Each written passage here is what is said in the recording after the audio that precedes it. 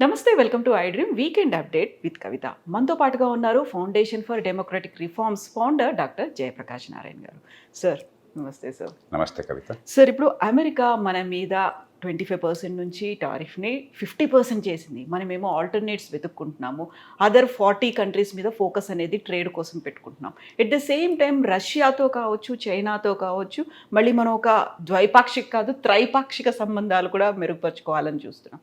యాక్చువల్గా మనం ఫోకస్ పెట్టాల్సింది దేని మీద సార్?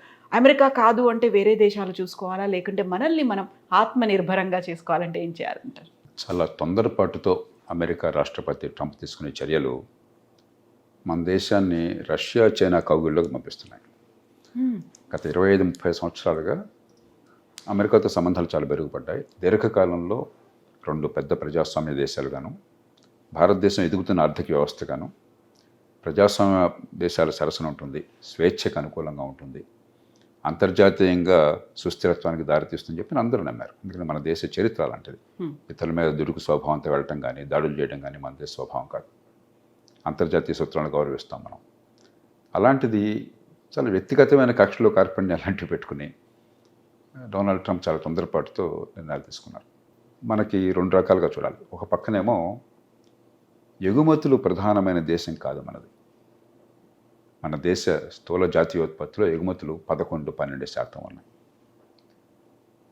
కాబట్టి ఎగుమతులు, ఒక దేశానికి వెళ్ళే ఎగుమతుల్లో కొంత ఇబ్బంది కలిగిన మాత్రం దేశం తీవ్ర సంక్షోభంలో కూరుకుపోదు. కానీ ఖచ్చితంగా లక్షలాది మందికి తీవ్రమైన ఇబ్బంది వాటిల్లుతుంది. ఉదాహరణకి ఈ దుస్తుల తయారీ, రెక్కడదగండి ఒక్కడని వాళ్ళు, తక్కువ నైపుణ్యం, తక్కువ ఆదాయం వచ్చేటువంటి వాళ్ళు, మరి లక్షల మంది కార్మికులు వీధిన పడతారు. ఎందుకంటే అమెరికాకి ఎక్కువ అమ్ముతున్నాం మనం. మన తెలుగు రాష్ట్రాలు తీసుకున్నట్టయితే, ఆంధ్రప్రదేశ్ తీసుకున్నట్టయితే రొయ్యల పెంపకం, ఈ మధ్య దాకా రొయ్యల ఎగుమతిలో భారతదేశం నెంబర్ 1. ఈ మధ్య ఈక్వెడార్ అని ఒక దేశం వచ్చింది, అయినా మనం అమ్ముకోగలుగుతున్నాం. ఎక్కువగా అమ్మేది అమెరికాకి. అలాగే 3 జెమ్స్ అండ్ జ్యువెలరీ, గుజరాత్లో సూరత్ ప్రాంతాల్లో మీకు ప్రపంచంలో ఎక్కడ ఈ మణిమాణిక్యాలు ఉన్నా కూడా వాటిని పాలిష్ చేయటము, కట్ చేయటం అంతా కూడా మన దేశంలో జరుగుతుంది. అది ప్రపంచానికి ఇది కేంద్రమైంది. మరి సంపన్న దేశం కాబట్టి జెమ్స్ అండ్ జ్యువెలరీకి బాగా డిమాండ్ ఉంది, గిరాకీ ఉండేది అమెరికాలో. ఈ 3 రంగాలు చాలా ప్రస్ఫుటంగా కనిపిస్తున్నాయి. 3 కూడా లేబర్ ఇంటెన్సివ్. మనకి ఉపాధి కల్పన కావాలి, తక్కువ నైపుణ్యం ఉన్న వాళ్ళకి ఉపాధి ఆదాయాలు కావాలి, మరి అసంఘటిత రంగం నుంచి సంఘటిత రంగం తీసుకోవాలని చెప్పి ఈ 3 చాలా ముఖ్యమైనటువంటి రంగాలు. కాబట్టి ఖచ్చితంగా మనకి ఇబ్బంది ఏర్పడుతుంది. దానికి ప్రత్యామ్నాయం ప్రస్తుతానికి చైనా, రష్యాకి ఆధారం. ఎందుకంటే చైనాలో మన వస్తువులను నమ్ముకునేటువంటి పరిస్థితి లేదు. చైనా దాదాపు ప్రతి వస్తువు విషయంలో కూడా మనకంటే సమర్థంగా తక్కువ ఖరీదు చేయగలుగుతుంది. వివిధ పద్ధతుల వల్ల, కొంత నైపుణ్యం వల్ల, ఉత్పాదకత ఉండటం వల్ల, కొంత ప్రభుత్వం నుంచి వచ్చేటువంటి అదనపు సాయం వల్ల బాగా సంపన్న దేశం కాబట్టి మనతో పోలిస్తే. అలాగే రష్యాకు కూడా మనం అమ్మగలిగేది చాలా తక్కువ. ఉదాహరణకి రష్యా నుంచి ముడి చమురు మనం తీసుకుంటున్నా కూడా రష్యాకి అమ్మేది పెద్ద కనిపించట్లేదు, కొద్దిగా పెరుగుతుంది. కానీ అంచేత అమెరికా కానీ, పాశ్చాత్య దేశాలు కానీ మన మార్కెట్కి ఎగుమతుల విషయంలో కీలకమే, దానిలో ఏమాత్రం అనుమానం లేదు. అంచేత అక్కడ సయోధ్య ఏదో రకంగా తీసుకురావాలి. ఈ పూనకాన్ని తగ్గించి కొంచెం పట్టుబిడుపులు ప్రదర్శించి చేయాలి. ఉదాహరణకి 25% రష్యా చమురు కొంటున్నాం కాబట్టి అని చెప్పినది, రష్యాని మీరు కౌగులించుకుంటూ రోజును పుట్టినతో మంచి సంబంధాలు మీకుంటూ, మీకును యుక్రెయిన్కి ఎక్కడెక్కడ యుద్ధం అయితే, రష్యాకి యుక్రెయిన్ యుద్ధం అయితే మా మీద పడిపోతే ఎట్లాగా, ఊరు మంగళమే పడుతుందని చెప్పని హేతుబద్ధం కాదు. ఏంటంటే భారతదేశం పెద్ద ఎత్తున ఈ రిఫైనరీస్ దిగుమతి చేసుకుంటోంది. భారతదేశం దిగుమతి చేసుకోకపోతే చైనా కానీ మరో దేశం కానీ రిఫైనింగ్ కెపాసిటీ లేదు అంతగా, వాళ్ళు వృద్ధి చేయాలి. కాబట్టి చైనా అంత ఎక్కువ కొనలేదు వాళ్ళ అంచనా. అలాగే రష్యాలో ఈ మధ్య యుక్రెయిన్ యుద్ధం వల్ల రిఫైనింగ్ కెపాసిటీ ఇంకా తగ్గుతుంది. కొన్ని చోట్ల ఈ రిఫైనర్స్ మీద దాడి చేస్తున్నారు యుక్రెయినర్స్. కాబట్టి భారతదేశానికి కనుక అమ్ముకోలేకపోయినట్టయితే రష్యా కాళ్ళ పేరు అనుకొస్తుందని చెప్పి ఒక అంచనా అయి ఉండొచ్చు. కానీ దానికి మనల్ని బలిపశం చేయడం ధర్మం కాదు. కాబట్టి మనం కాస్త పట్టుబడి ప్రదర్శించి సరిగ్గా కనుక వ్యవహరించేటైతే బహుశా ఈ 25% ఈ సెకండరీ టారిఫ్స్ అంటాం, సెకండరీ శాంక్షన్స్, అవి పోవచ్చు. ఇవాళ కాకపోతే రేపైనా పోతాయి. యుక్రెయిన్లో అక్కడ ఎంతో కొంత పూర్తి శాంతి కాకపోయినా కూడా కాల్పుల విరమణ వచ్చినా, కొంత శాంతికి మార్గం ఏర్పడినా అవి పోతాయి. ఇక మిగతా 25% మీద మనం కొంచెం కుస్తీలు పడాలి. అయితే దీన్ని ఒక అవకాశంగా మలుచుకోవాలి. ఖచ్చితంగా జాతీయ స్థాయిలో ప్రభుత్వానికి ఆర్థికంగా ఇప్పుడు ఇవాళ గత 10 ఏళ్ల విధానాల వల్ల కొంచెం పుష్టిగా ఉంది. చాలా ఆర్థిక క్రమశిక్షణ పాటించారు. దానికి ఈ ప్రభుత్వాన్ని అభినందించాలి. 3 విషయాల్లో గత 10 ఏళ్లలో గణనీయమైనటువంటి మంచి మార్పులు వచ్చినాయి. ఒకటి, ఆర్థిక క్రమశిక్షణ. దాంతో వనరులను గురించి అంత భయం లేని పరిస్థితి. అంటే ఖర్చును జాగ్రత్తగా అదుపులో ఉంచడం, మరి ఆదాయాన్ని పెంచడం, పొదుపుగా వాడడం. దీనివల్ల ఆర్థికంగా కాస్త గతంతో పోలిస్తే పరిస్థితి కాస్త బాగుంది. రెండోది, బ్యాంకులు ఈ ప్రభుత్వం వచ్చినప్పుడు 2014లో చాలా ఖాయిలా పడ్డాయి. దాదాపు ఏడాదికి 80-90 వేల కోట్ల రూపాయలు నష్టపోతున్నాయి. ఇప్పుడు దాదాపుగా 80-90 వేల కోట్లు, 1,00,000 కోట్ల రూపాయలు ప్రతి సంవత్సరం లాభాలు ఆర్జిస్తున్నాయి. ఆ డబ్బంతా ప్రభుత్వ ఖజానాకి ఏదో రూపంలో చాలా మెరుగెడుతుంది. ప్రభుత్వ బ్యాంకులు కాబట్టి, నేను ప్రభుత్వ రంగ బ్యాంకులు, ప్రైవేట్ బ్యాంకుల గురించి మాట్లాడలేదు. అలాగే మూడోది, మౌలిక సదుపాయాలు, మూల పెట్టుబడుల మీద చాలా పెద్ద దృష్టి పెట్టారు. దేశంలో రికార్డు స్థాయిలో మొత్తం ఎంత పెట్టుబడి పెట్టారని చెప్పి చూసినా, లేకపోతే జాతీయ ఆదాయంలో ఎంత శాతాన్ని పెట్టుబడి పెట్టారని చూసి, 2 రకాలుగా కూడా రికార్డు స్థాయిలో పెట్టుబడి ప్రభుత్వం పెడతాం. అందుకనే జాతీయ రహదారులు కానీ, లేకపోతే ఓడరేవులు కానీ, మిగతావి కానీ చాలా పెద్ద ఎత్తున మరి చాలా వెనకబడ్డాం గతంలో. ప్రపంచంలో G20 దేశాలతో, G7 దేశాలతో పోలిసి చాలా వెనకబడ్డాం. దాన్ని చాలా మేరకు సవరించే ప్రయత్నం జరిగింది. ఈ కారణాల వల్ల ప్రభుత్వానికి ఆర్థికంగా వెసులుబాటు ఉంది. అందుకనే ఇప్పుడు ఈ చాలా కాలం నుంచి కోరుతున్నటువంటి GST తగ్గించడం వగైరా ఇప్పుడు నిర్ణయాలు తీసుకోగలుగుతున్నారు. అలాగే కష్టంలో ఉన్నటువంటి కార్మికులను ఆదుకోవటం కానీ, ఆ పరిశ్రమలు మరి ఎగుమతుల మీద ఆధారపడే పరిశ్రమలకి మరి కొన్ని రాయితీలు ఇవ్వటం కానీ అది సాధ్యమవుతుంది. అది ఒక పక్కన అలాగే చేయాలి. అలాగే వేరే మార్కెట్లు వెంటనే కాకపోయినా కూడా కొంతకాలం పోయాక ఒక్క దేశమే ఆధారపడకుండా మార్కెట్లు పెంచుకునే ప్రయత్నం చేయాలి. కానీ నిజమైన సమస్య భారతదేశంలో అంతర్గతమైనది. అంతర్గతంగా ఆర్థిక సమస్యలు. అది ఎందుకంటే మన ఉత్పాదకత ఎందుకు అంత సరిగ్గా లేదు? ఎందుకు మనం చైనా లాంటి దేశాలతో పోటీ పడలేకపోతున్నాం? ఎందుకు మనకంటే బంగ్లాదేశ్ లాంటి దేశం కూడా దుస్తులు తయారీ బ్రహ్మాండంగా చేస్తుంది. కాటన్ ఉత్పత్తిలో మనం ధీటుగా ఉన్నాం. నెంబర్ 1, దాదాపు నెంబర్ 2 కాటన్ ఉత్పత్తి. కాటన్ని బంగ్లాదేశ్కో లేదా వియత్నాంకో ఎగుమతి చేసి అక్కడ దుస్తులు తయారు చేసి వాళ్ళతో అమ్మించడం ప్రపంచం అంతా కూడా. మనం అంతా కలిపితే దుస్తుల తయారీ బాగా ఎందుకు దుస్తుల తయారీ గురించి చెప్తున్నానంటే, ప్రతి మనకున్నది చాలా ఎక్కువ మంది ఈ అసంఘటిత రంగంలో ఉన్నవాళ్ళు, రెక్కాడితే కానీ డొక్కాడని వాళ్ళు, నలజీతం లేని వాళ్ళు, వాళ్ళందరినీ కూడా ఈ ఉపాధి కల్పించాలి అని చెప్పంటే తేలిగ్గా ఇచ్చే దుస్తులు తయారీ. మరి మనం అంతా కలిస్తే పట్టుమని $30 బిలియన్ కూడా ఎగుమతి చేయలేకపోతున్నాం. చైనా $325 బిలియన్ చేసింది పీక్ టైంలో. మనకంటే 5 రెట్లు సంపద ఉన్న దేశం. మనలాగా మరి అసంఘటిత రంగం అంత పెద్దది లేదు.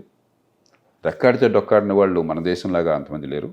అయినా కూడా చైనా అటు అత్యున్నత స్థాయిలో పెద్ద పెద్ద రంగాల్లోనూ, ఉదాహరణకి ఎలక్ట్రిక్ కార్లు, బ్యాటరీలు, కంప్యూటర్లు, మొబైల్ ఫోన్లు, స్మార్ట్ ఫోన్లు, ఏదన్నా అవన్నీ చేస్తున్నారు. అదే సమయంలో కింది స్థాయిలో ఉన్నటువంటివి, ఇది నైపుణ్యం పెద్దగా లేని వాళ్ళకు ఉపాధి కలిగించే కూడా మనకంటే 8 రెట్లు ఎందుకు చేయగలుగుతున్నారు? మనం ఎందుకు చేయట్లేదు? మనం ఒకసారి మనలో మనం ఆత్మవిమర్శ చేసుకోవాలి.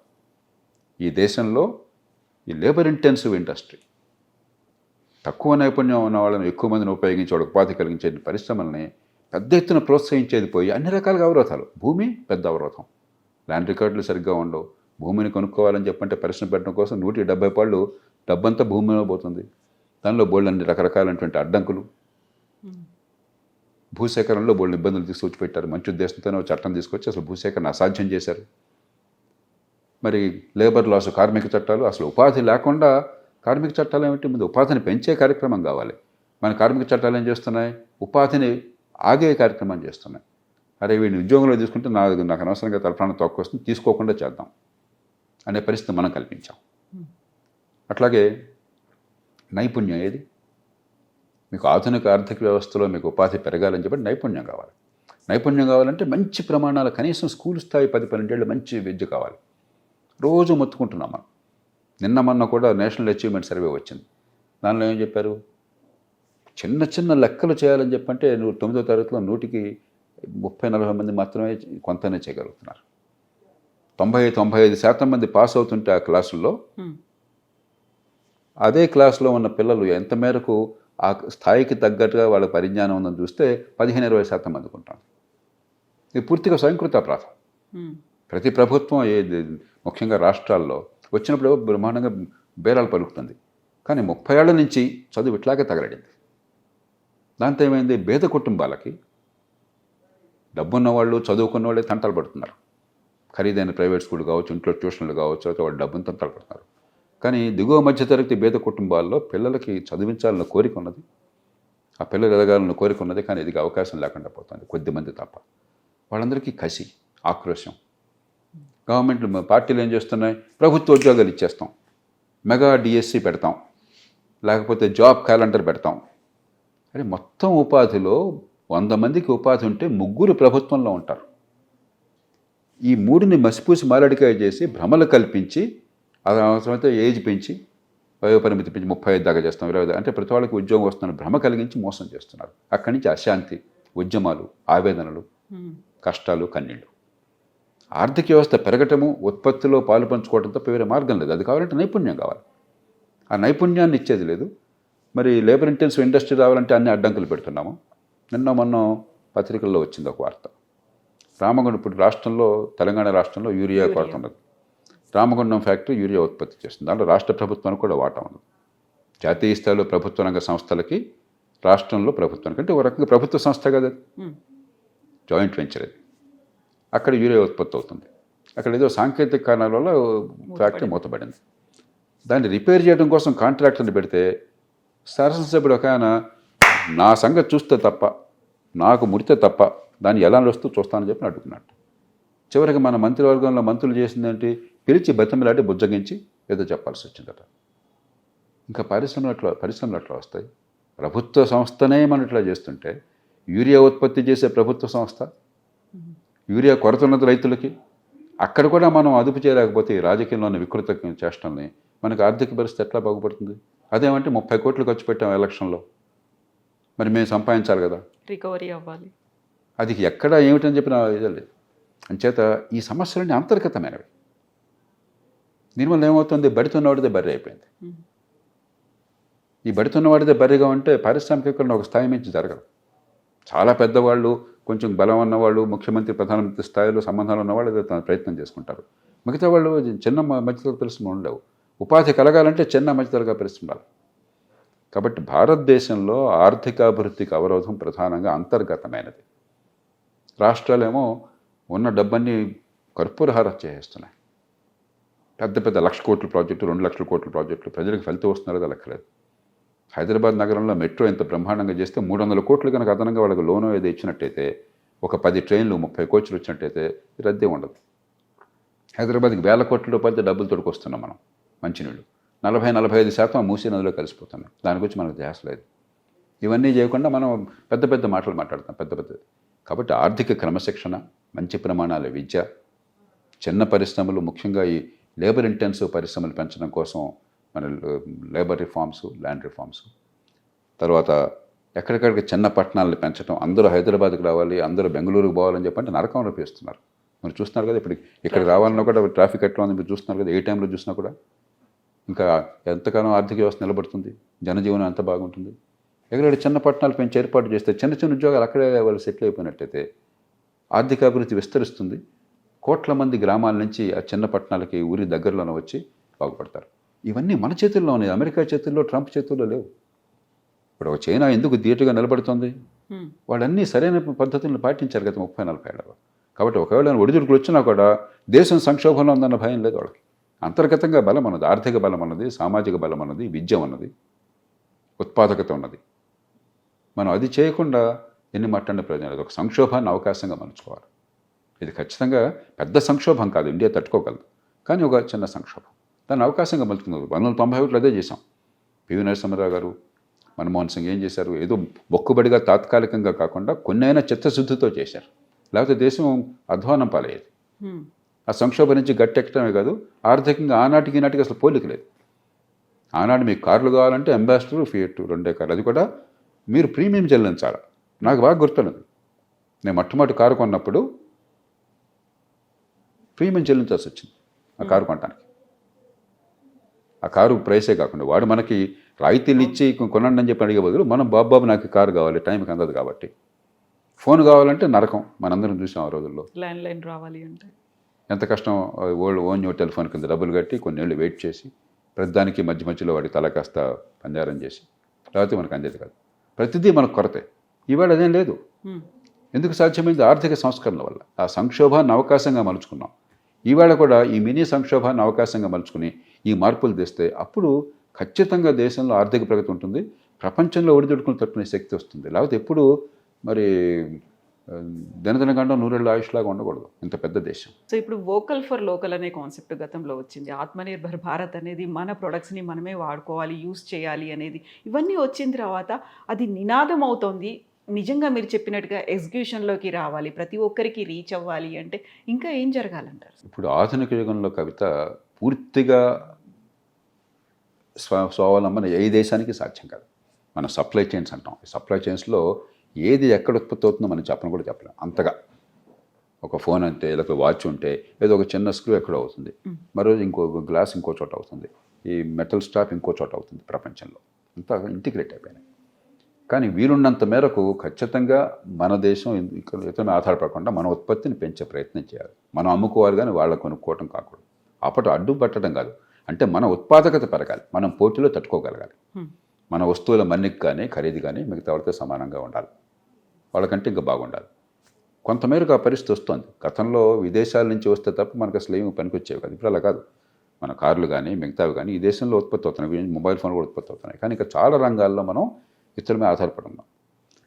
రెండోది వోకల్ ఫర్ లోకల్లో నాకు అర్థమైంది ఏంటంటే, ఒకప్పుడు, ఇప్పుడు కొంచెం తగ్గింది అనుకుంటున్నాను నేను, ఈ ఫ్యాన్సీఫుల్గా విదేశీ వస్తువు అంటే మోజు, లగ్జరీ బ్రాండ్స్, అది అవసరం ఉన్నా లేకపోయినా కూడా బ్రాండ్ కోసం కొనటం, మన డబ్బులు తగలేయటం, దాంతో ఏమవుతుంది, మన విదేశీ మార్గ ద్రవ్యం పోతుంది. ఆ దేశంలో ఉత్పత్తి చేసేవాడిని పోషిస్తున్నాం, మన దేశంలో ఉత్పత్తి చేసేవాడిని మనం నిర్లక్ష్యం చేస్తున్నాం. కాబట్టి మన అంతర్గతంగా మనకు ఉండాలి. అది ఉందని నేను నమ్ముతున్నాను. భారతదేశంలో ఇతర దేశాల వస్తువులు ఇక్కడికి వచ్చిన మాత్రం చేత ప్రజలను తిరిగి కొనరు. మన వినియోగదారులు చాలా ఆచితూచి వ్యవహరిస్తారు. దేశభక్తి అని కాకపోయినా కూడా ఇంత పెడుతున్నాం ఖర్చు, ఈ ఖర్చుకి లాభం ఉందా లేదా అని ఆలోచిస్తారు. అందుకనే చాలా ప్రపంచ బ్రాండ్లు భారతదేశంలో పెద్ద అమ్ముడు పోలా. పెద్ద పెద్ద మల్టీనేషనల్ కంపెనీస్ ఇండియాలో మీరు కోకోకోలా దగ్గర నుంచి అయితే పెద్ద లాభాలేమి ఈ దేశంలో ఆర్జించలా. ఏదో ఒక పెరుగుతున్న మార్కెట్ కాబట్టి, పెద్ద జనాభా ఉంది కాబట్టి ఇక్కడ ఉండాలని చెప్పి ఉన్నారు తప్పితే పెద్ద లాభాలు వాళ్ళకని రాలా. ఎందుకంటే ఈ దేశంలో వినియోగదారులు కాస్త ఆచితూచి వ్యవహరిస్తారు. అంచేత నాకు ధైర్యం అన్నది. కాబట్టి మనం చూడాల్సినప్పుడు ఏంటంటే, ప్రజలకి మనం ధర్మోపన్యాసం ఇవ్వడం కాకుండా మన మన్నిక పోటీలో తట్టుకునేటువంటి శక్తి ఉండేట్టుగా మన ఉత్పాదకతను పెంచడం ఎట్లా, మన ప్రొడక్టివిటీ పెంచడం ఎట్లాగా, అక్కడ ప్రభుత్వం పాత్ర చాలా ఉన్నది. సార్ ఇప్పుడు అమెరికా కాదండి, లేకపోతే అంత టారిఫ్లు పెంచిన తర్వాత మనం ఇంకా 40 దేశాల వైపు మనం చూస్తున్నాము. అక్కడికి ఎగుమతి చేయాల్సిన వాటన్నిటిని 40 దేశాల్లో చూస్తున్నాము. అట్ ది సేమ్ టైం బ్రిక్స్లో మనం ఒక కీలకమైనటువంటి పాత్ర పోషించాము అనే దాంతో పాటుగా చిన్న చిన్న ఆఫ్రికన్ కంట్రీస్ కూడా మనం హెల్ప్ చేస్తున్నాము. అక్కడ స్వయం సమృద్ధి సాధించడానికి వాళ్ళతో కూడా బయలాటరల్ ఒప్పందాలు ఇవన్నీ అవుతున్నాయి అనుకున్నప్పుడు భారతదేశానికి ఆ దేశాలకి మధ్యలో ఒక విన్ విన్ సిచ్యువేషన్ అనేది ఉంటుంది అని మనం భావిస్తూ వస్తున్నప్పుడు, మన దగ్గర ఉన్న వాటిని మీరు చెప్పినట్టుగా సెల్ఫ్ సఫిషియెంట్గా మనకి మనం వాడుకోవాలి అనుకున్నప్పుడు, పక్క దేశాల గురించి లేకుంటే సుదూరంగా ఉన్నటువంటి చిన్న దేశాల గురించి ఆలోచించినట్టే ఇక్కడ ఏది లోపిస్తోందని మీరు అనుకుంటున్నారు సార్? ఇప్పుడు అమెరికా ప్రపంచంలో 25% ఆర్థిక సంపదకి కేంద్రం. ప్రపంచం మొత్తంలో ఉత్పత్తి దాదాపుగా $112 బిలియన్, $120 ట్రిలియన్ ఉంది. అమెరికా ఒక్కటే $31 ట్రిలియన్ దగ్గర ఉంది. తర్వాత అమెరికాలో కొనుగోలు శక్తి ఎక్కువ, ఎందుకంటే అక్కడ మనలాగా పొదుపరితనము దాచిపెట్టుకోవటం లేదు. మనకి ఇప్పుడు కూడా మన కుటుంబాల్లో దాదాపు 45-50% దాచిపెట్టుకుంటాం, నెక్స్ట్ జనరేషన్ కోసం, భవిష్యత్తు కోసం, రేపటి కోసం. ఇది మన సంస్కృతి, మంచిది. ఆ దేశంలో చేతులు డబ్బులు లేకపోయినా ఎడపడి అప్పులు చేసుకోనుకోవడం అలవాటు. క్రెడిట్ కార్డులు కానీ, మరొకటి కానీ, ఈఎంఐలు కానీ, చాలా మనం కూడా ఇప్పుడు మంచి నేర్చుకుంటున్నాం, దానికి వెళ్ళిపోతున్నాం మనం. కానీ ఇంకా స్థాయికి రాదు. అంచేత అమెరికా కొన్న కొనుగోలు శక్తి మరి ఎవరికి లేదు. ఆ కారణంగా ప్రపంచ మార్కెట్లో 25% అమెరికాలో ఉంది, అందుకంటే ఎక్కువ కూడా ఉండొచ్చు. ఇప్పుడు అమెరికాకి ప్రత్యామ్నాయంగా వెంటనే వచ్చే శక్తి ఎవరికి లేదు. క్రమక్రమంగా ఎదుగుతున్నాం. గతంతో పోలిస్తే ఇప్పుడు ఈవేళ చైనా ఉంది, అమెరికాకు దాదాపు ధీటుగా ఒక బలమైనటువంటి శక్తిగా ఆవిర్భవించింది. కానీ చైనా పెద్ద కొనుగోలు చేయట్లా. కొంత కొనుగోలు చేస్తుంది, పూర్వంతో పోలిస్తే అమ్ముతుంది బాగా, ఇతర దేశాలకు అమ్ముతుంది, కానీ చైనా కొనుక్కోవట్లా. అమెరికా $31 ట్రిలియన్ అంటే మీరు చెప్పే బ్రిక్స్ దేశాలన్నీ కలిపితే $32 ట్రిలియన్ ఉన్నాయి. కానీ దానిలో అత్యధిక భాగం చైనా. చైనా ఒక్కటే $17-18 ట్రిలియన్ ఉంది. మనం ఒక $4 ట్రిలియన్ ఉన్నాము, మిగతావన్నీ కలిపితే ఇంకో $7 ట్రిలియన్, $5 ట్రిలియన్ అవుతాయి. కాబట్టి ఈ దేశాలకి ప్రస్తుతం కొనుగోలు శక్తి కాలేదు, ఎందుకంటే ఆదాయం ఒక స్థాయి దాటి పెరిగితేనే కొనుగోలు శక్తి పెరుగుతుంది. మరి అమెరికాతో పాటు మీరు ఇతర G7 దేశాలను, యూరోప్ దేశాలను కలిపితే 50% ప్రపంచంలో సంపద అంతా వాళ్ళ దగ్గర ఉంది, జనాభా లేకపోయినా కూడా. కాలక్రమేణా మారుతోంది, ఆసియాఖండం ప్రాధాన్యత పెరుగుతోంది ప్రపంచంలో. కానీ మనం అమెరికాకి ప్రత్యామ్నాయంగా ప్రపంచ ఆర్థిక వ్యవస్థ వెంటనే పెరిగింది, మార్కెట్లు పెరిగినాయి, అమెరికా లేకపోయినా మిగతా మార్కెట్లో మనం అమ్ముకోవచ్చు అన్నది ప్రస్తుతానికి అది జరిగే పని కాదు, కొంతకాలం పడుతుంది. బహుశా ఒక 20 ఏళ్ల తర్వాత, 25 ఏళ్ల తర్వాత క్రమక్రమంగా అమెరికా పాత్ర కొంచెం తగ్గుతుంది. అమెరికా ప్రపంచం నెంబర్ 1గానే కొనసాగుతుంది, కానీ అమెరికా పాత్ర కొంచెం తగ్గుతుంది, మిగతా దేశాల పాత్ర పెరుగుతుంది. అది ఇప్పటికే ప్రారంభమైంది 20 ఏళ్ళుగా, వచ్చే 20 ఏళ్ళు ఇంకా పెరుగుతుంది. అంచేత మనం ఇప్పుడు ఏదో మనం ప్రపంచాన్ని జయించేసామని చెప్పిన గర్వంతో విరవగడం కాకుండా కాస్తంత నమ్రతతో కొంచెం మన భవిష్యత్ ప్రయోజనాలను దృష్టిలో ఉంచుకుని పట్టుదల ప్రదర్శించాలి. ఇప్పుడు మనకి చిన్న ఆఫ్రికా కంట్రీస్తో కూడా ఒప్పందాలు కుదుర్చుకుంటున్నాం, లేకుంటే అక్కడ ఉన్నటువంటి రేర్ ఎర్త్ మెటల్స్ని ఎక్స్ట్రాక్ట్ చేయడానికి కూడా వాళ్ళకి కావాల్సినటువంటి సహాయ సహకారాలు అందిస్తూ ఉన్నాం. మీరు చెప్పినట్టుగా ఇప్పుడు బ్రిక్స్ దేశాలకి అంత తక్కువ అనేది కెపాసిటీ ఉన్నప్పుడు చిన్న చిన్న దేశాలతో పోలిస్తే వాళ్ళతో ఫ్రెండ్షిప్స్ కావచ్చు, లేకపోతే స్వయంగా ప్రధానమంత్రి నరేంద్ర మోదీ అక్కడికి వెళ్ళి వాళ్ళతో మాట్లాడడం, ఇప్పటిదాకా ఎవరు చేయని పని మనం మోదీ చేశారు అనేటువంటి వార్తలు, విశ్లేషణలు ఇవన్నీ చూసిన తర్వాత ఎస్ మీరు చెప్పినట్టుగా అమెరికాని ఢీకొని ఇంకో చోటికి వెళ్ళడం అంటే కొంచెం కష్టమైనప్పటికీ కూడా అమెరికాలో ఉన్నటువంటి ఎకానమిస్టులు మాత్రం మనల్ని ఒక ఏనుగులాగా అభివర్ణిస్తున్నారు. అమెరికానేమో ఒక చిన్న ర్యాట్ అయినట్టు. ఎక్కువ ఉంచుకోవద్దు, కానీ మొదటిది ఏంటంటే చైనా ప్రపంచంలో ఎక్కడ ఈ ఇంధనాలు ఉన్నా సరే, లేకపోతే ఎక్కడ ఓర్స్ అంటాం మనం, ఖనిజాలు ఉన్నా సరే చాలా ముందు చూపుతూ ఆ దేశాలతో సంబంధాలు పెట్టుకుని అక్కడ మైన్స్ అన్నింటిని కూడా వాళ్ళు సొంతం చేసుకోగలిగారు. కాబట్టి ప్రపంచంలో ఈవేళ మీరు చెప్పారు ఇందాక క్రిటికల్ మినరల్స్ అని చెప్పంటాం, రేర్ ఎర్త్స్, అక్కడ 90% చైనాలో ఉత్పత్తి అవుతున్నాయి. అంటే దాదాపు టోటల్ మొనోపలీ వచ్చేసింది చైనాకి. అట్లాగే ఇతరమైన రంగాల్లో కూడా అక్కడ చాలా జాగ్రత్తగా చాలా ముందు చూపుతూ వ్యవహరించారు. భారత్ కొంచెం నేర్చుకుని కొంచెం ప్రయత్నం చేస్తుంది ఇప్పుడు. ఒకటి ఆ కారణం. రెండోది ఈవేళ ఆఫ్రికా చాలా ఆర్థికంగా పెరిగిందని కాదు, ఆఫ్రికాలో ఖనిజ సంపద చాలా ఉంది. మనం ఒక ప్రపంచంలో గణనీయమైన దేశంగా ఇప్పటికే 4వ ఆర్థిక వ్యవస్థగా ఉన్నాం, రేపు త్వరలో 3వ ఆర్థిక వ్యవస్థ అవుతాం. చైనా అంత స్థాయి కాకపోయినా మనకు కొంచెం కీలకమైన ప్రభావం, మన జనాభా కానీ మన సంస్కృతి కానీ మనకున్న ప్రభావం వల్ల. అలాంటి ఆఫ్రికాని మనం విస్మరించలేం. ఇవన్నీ కూడా దీర్ఘకాలంలో ప్రపంచంలో మన ఎంతో కొంత మన ప్రభావం ఉండటం కోసం, మనకి ఒక ప్రపంచంలో గుర్తించదగ్గ ఒక దేశంగా మన గణన కోసం అని చెప్పని ఈ దేశాలతో సంబంధాలు అవసరం. మూడోది ఆఫ్రికా ఈవేళ జనాభా 130-140 కోట్లు ఉన్నది, 250 కోట్లు కాబోతోంది. ప్రపంచంలో అన్ని ఇతర ఖండాల్లో జనాభా తగ్గబోతోంది వచ్చే 40-50 ఏళ్లలో, భారత్తో సహా. భారత్ జనాభా బహుశా 160-165 కోట్లకి వెళ్ళి 170 దాటదు.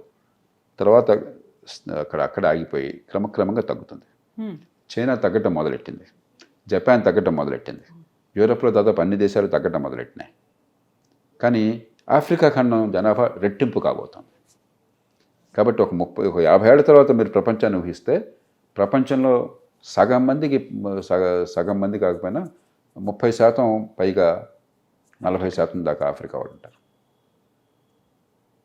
అంచేత ఆఫ్రికా భవిష్యత్తును గురించి ఆలోచించాలి మనం. ఒక సత్సంబంధాలు ఈవేళ ఒక్కరోజున వెంటనే ఫలితాలు వస్తాయి కాదు, ఇప్పటికే మన దౌత్య సంబంధాలు ప్రపంచంతో అనుకున్నంత ఎక్కువగా లేవు. ఎందుకంటే మనకి దౌత్య నీతి మీద అంత దృష్టి పెట్టాల. మన ఫారిన్ సర్వీస్ అధికారులు ఉన్నారు, కొన్ని సిబ్బంది అనుకో చాలా తక్కువ.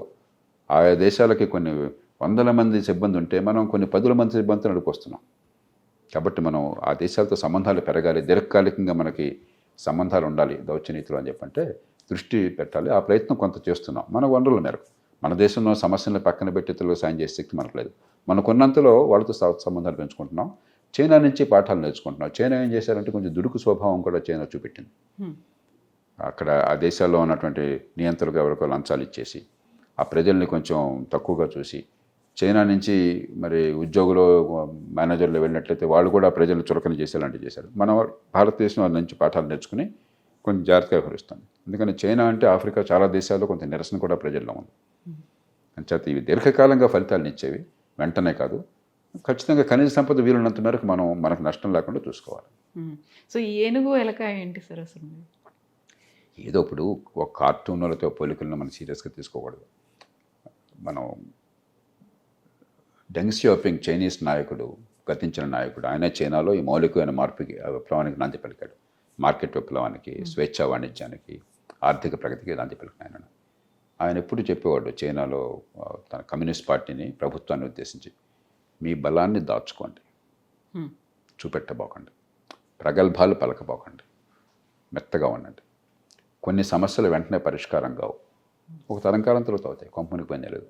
ప్రస్తుతం ఆర్థికాభివృద్ధి మీద, దేశాన్ని బలోపేతం చేయడం మీద, సమాజాన్ని కల్పించడం మీద దృష్టి పెట్టండి అని చెప్పాను.